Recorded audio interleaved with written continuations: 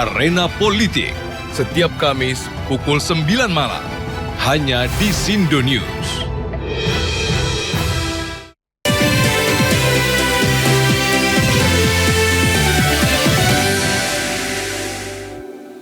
Pemirsa, sebuah mobil mewah terbakar usai menabrak belakang kendaraan truk kontainer di ruas tol Jagorawi, kilometer 1+400 Jakarta Timur. 2 orang penumpang mobil pun tewas. Untuk api besar, demikian yang bisa disampaikan. Bagi 224. Sebuah mobil mewah terbakar di ruas tol Jagorawi, kilometer 1+400 Jakarta Timur Jumat dini hari. Kecelakaan terjadi saat minibus yang melaju dari arah Tanjung Priuk melaju dengan kecepatan tinggi. Saat berada di lokasi kejadian, mobil menabrak bagian belakang truk trailer lalu oleng dan terbakar. Sopir beserta penumpang yang masih berada di dalam mobil terbakar. Petugas harus memotong pintu mobil untuk mengeluarkan jasad korban. Usai dievakuasi, kedua jasad tersebut dibawa ke RS Polri Kramat Jati. Kejadian mobil Mercy terbakar. Mobilnya melaju dari arah mana ke mana? Mobilnya dari arah Jakarta Utara, Tanjung Priuk arah ke Jagorawi, Bogor. Itu dia tunggal atau sempat nabrak mobil lain? Ada kontainer, tapi untuk lebih dalamnya lagi kita belum bisa minta keterangan dari supir kontainernya juga. Karena 2 korban di dalam Mercy sudah tidak ada. Akibat kecelakaan, arus lalu lintas tol Jagorawi menuju Bogor sempat mengalami kemacetan sejauh 2 km. Dari Jakarta, Sofyan Firdaus, iNews melaporkan.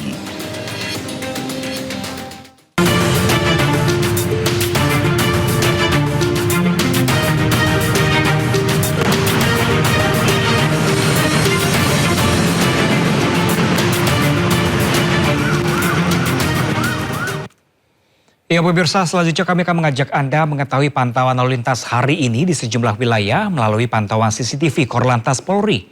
Dan pemirsa, kita bergabung dengan Brigadir Ade di studio NTMC Polri. Selamat siang Brigadir Ade, bagaimanakah pantauan arus lalu lintas di sejumlah titik di wilayah Indonesia melalui pantauan CCTV? Baik, terima kasih Pram. Silakan laporan Selamat Anda. siang pemirsa, dengan saya Brigadir Ade Sintia hadir untuk menginformasikan arus lalu lintas terkini melalui pantauan CCTV Korlantas Polri. Dan langsung saja CCTV pertama kita menuju ke kawasan JPO Kuningan, Jakarta Selatan. Arus lalu lintas pada siang hari ini dapat kita lihat bersama dari jalur arteri Mampang menuju ke arah Menteng terpantau ramai lancar, begitupun dari jalur tol dalam kota dari kedua arahnya juga terpantau kondusif lancar. Dan harap bagi para pengendara yang melintasi kawasan jalur tol dalam kota maupun melintasi jalur arteri untuk pastikan cek kembali kondisi fisik kendaraan Anda, pastikan dalam kondisi prima. Dan selanjutnya kita bergeser menuju ke kawasan Jembatan Layang Mampang, Jakarta Selatan.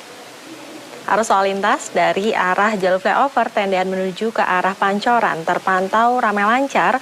Begitupun dari jalur arteri dari arah Cawang yang akan menuju ke arah Semanggi juga terpantau kondusif lancar. Begitupun dari jalur tol dalam kota. Dan harap bagi para pengendara yang akan melintasi kawasan ini untuk cek kembali atribut berkendara Anda dan pastikan mematuhi marka jalan mengingat adanya kamera etle yang akan mengcapture segala aktivitas pengendara. Selanjutnya kita bergeser menuju ke kawasan Slipi Palmerah, Jakarta Barat. Arus lalu lintas dari arah Semanggi akan menuju ke arah Grogol terpantau ramai lancar. Begitupun dari jalur tol dalam kota juga terpantau kondusif lancar. Dan kami menghimbau bagi pengendara yang akan memasuki jalur tol dalam kota, pastikan cek kembali saldo e-tol Anda, pastikan terisi agar tidak terjadi antrian yang memanjang di gardu tol. Dan yang terakhir kita menuju ke kawasan exit tol Bekasi Barat. Arus lalu lintas dari arah gerbang tol Bekasi Barat yang akan menuju ke arah Pekayon terpantau ramai lancar, namun terlihat adanya peningkatan volume kendaraan di kawasan ini dan begitupun perlambatan kecepatan kendaraan terjadi hanya menjelang traffic light dan harap bagi para pengendara untuk tidak menerobos lampu merah demi keselamatan diri Anda dan juga pengendara lain. Dan demikian informasi yang dapat kami sampaikan, dan bagi Anda yang ingin mendapatkan informasi tentang kondisi arus lalu lintas terkini, Anda dapat menghubungi call center kami di 1500669 atau dapat melalui WA Center di 085871500669. Brigadir Ade Sintial melaporkan dari studio NTMC, salam presisi. Selanjutnya kembali kepada Pram di studio. Iya, terima kasih banyak Brigadir Ade atas laporannya dari studio NTMC Polri Jakarta. Selamat bertugas kembali dan salam presisi.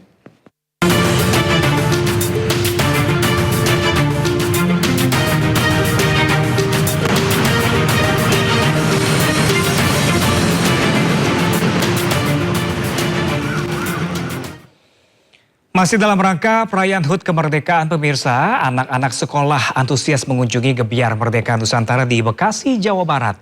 Mereka tak hanya menikmati hiburan tetapi juga mendapatkan kesempatan naik langsung kendaraan tempur TNI.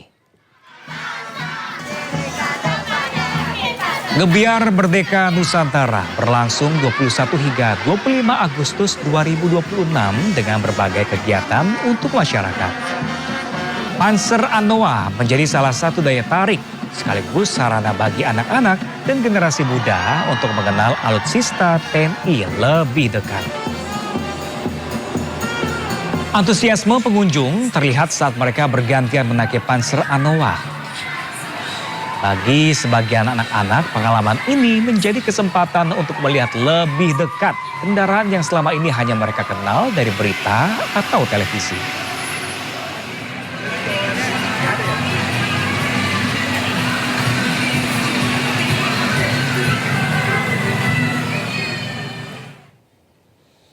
Wali Kota Surabaya Eri Cahyadi mengamuk ke seorang warga saat menertibkan pemilihan sampah liar di Surabaya, Jawa Timur. Meski demikian, warga tersebut akhirnya mengakui kesalahannya.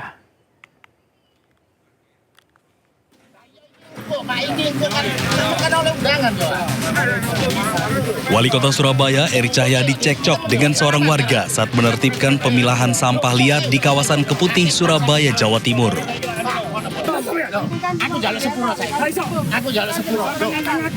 Bahkan Eri Cahyadi sempat tersulut emosi dan ngamuk karena warga tersebut ngotot jika pemilihan sampah tersebut sah dan sesuai aturan serta mengancam akan membawa permasalahannya ke hukum.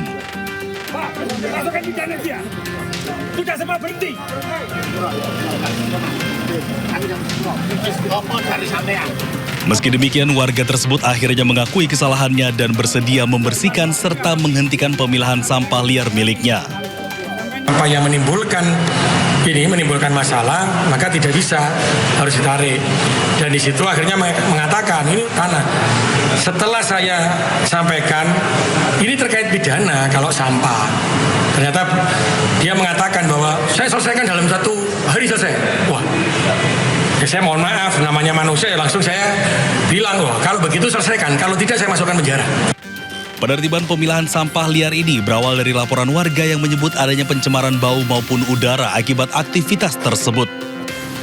Dari Surabaya, Jawa Timur, Yuda Prawira, iNews melaporkan. Petugas pemadam kebakaran yang tengah memadamkan karhutlah di Teluk Bayur, Berau, Kalimantan Timur, pontang-panting menyelamatkan diri setelah arah angin tiba-tiba berbalik ke arah mereka. Api yang sebelumnya berhasil dikendalikan mendadak membesar dan mengepung petugas. Kabur. Terkepung sama api, kabur. Waktunya kita kabur. Masya Allah apinya. Kita terkepung api.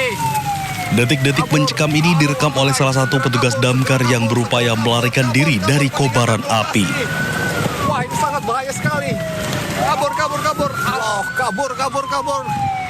Angin yang tiba-tiba berbalik arah dan membawa udara panas membuat petugas pemadam yang sedang melakukan pemadaman di Kampung Labanan, Teluk Bayur panik. Kabur. Aduh, hai. Segera kabur, meninggalkan lokasi. Mereka pun terpaksa menghentikan pemadaman dan berlari menyelamatkan diri dari kepungan api.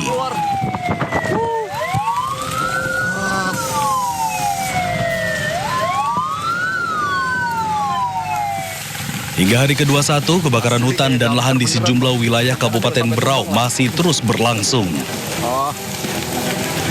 Panjangnya api sampai ujung sana ini. Keterbatasan personil dan kendaraan pemadam menjadi salah satu kendala di lapangan. Kondisi personil ini kami tidak terpaku ya. Mereka ini selalu mobile. Mobile artinya di mana diperlukan kita backup dulu di sana. Kemudian kita lihat situasi juga. Berdasar data BMKG Berau, sejak 1 Agustus hingga 21 Agustus 2026 tercatat 4.322 titik panas yang tersebar di 11 kecamatan. Dari Berau, Kalimantan Timur, Zuhri, iNews melaporkan. Pemirsa, dahsyatnya kebakaran hutan yang melanda sejumlah provinsi di Kalimantan membuat petugas dan relawan terus berjibaku memadamkan api siang dan malam. Sebagian bahkan sudah mengalami kekalahan ekstrim. Beratnya medan, pekatnya asap, dan panasnya suhu menjadi tantangan yang harus dihadapi oleh petugas dan relawan dalam berjibaku melawan api yang kian meluas. Sebagian bahkan sudah mengalami kelelahan ekstrim dan gangguan kesehatan seperti sesak nafas. Guna membantu mempercepat pemadaman, BNPB mengerahkan puluhan armada helikopter dan disebar ke berbagai titik di Kalimantan dan juga Sumatera yang juga mengalami kebakaran hutan.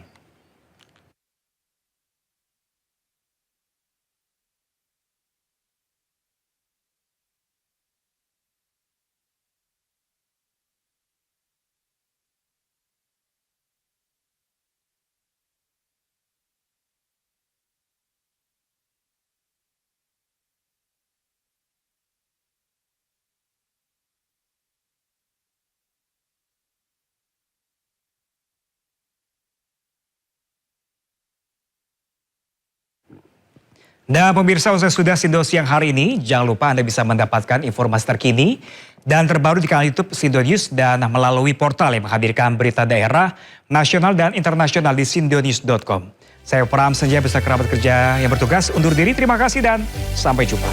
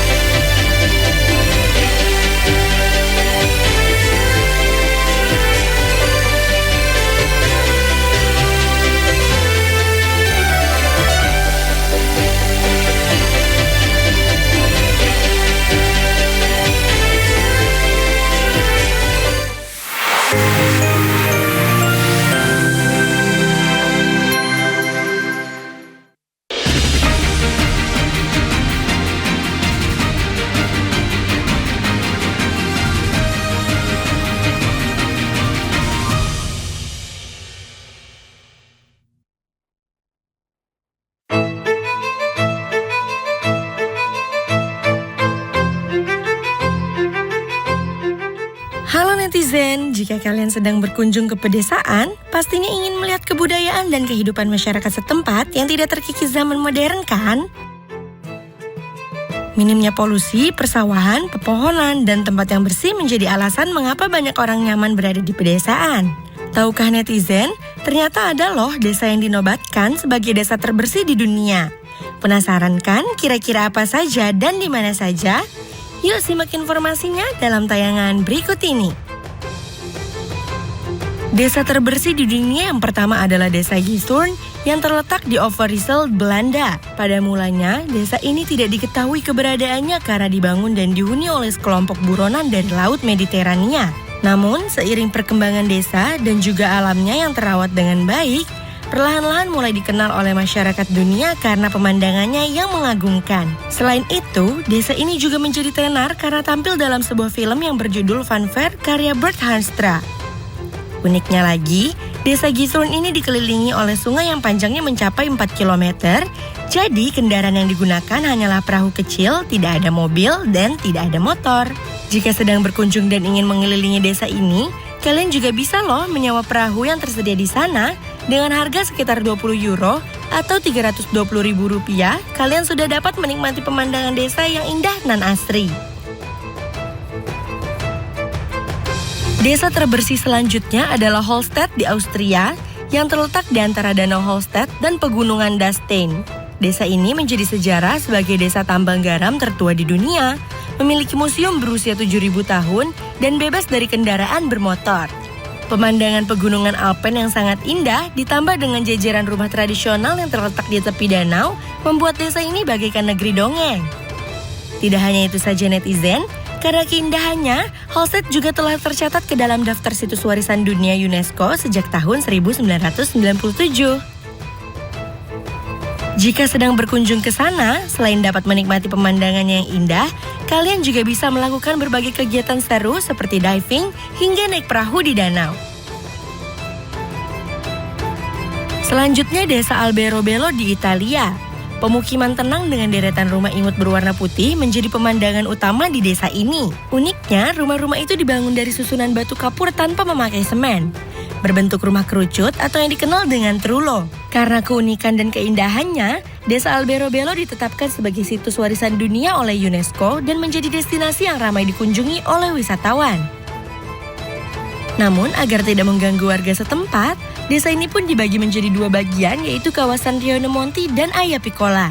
Rione-Monti dijadikan sebagai kawasan khusus wisata yang ramai dari wisatawan, sementara itu Ayapicola kawasan khusus penduduk setempat yang cenderung lebih sepi dan tenang.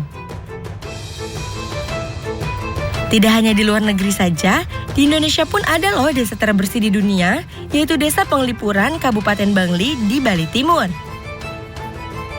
Dengan deretan rumah tradisional antik yang menawan, serta cara hidup tradisional yang otentik, membuat desa ini sangat spesial dan dikagumi banyak wisatawan. Desa Penglipuran sangat memperhatikan akan menjaga kebersihan lingkungan, bahkan setiap harinya warga desa mengumpulkan dan memilah sampah. Sampah organik akan diolah menjadi pupuk, sedangkan plastik dan sampah anorganik lainnya dijual untuk didaur ulang atau dikumpulkan di bank sampah. Jika kalian ingin berkunjung ke sana, waktu yang terbaik pada saat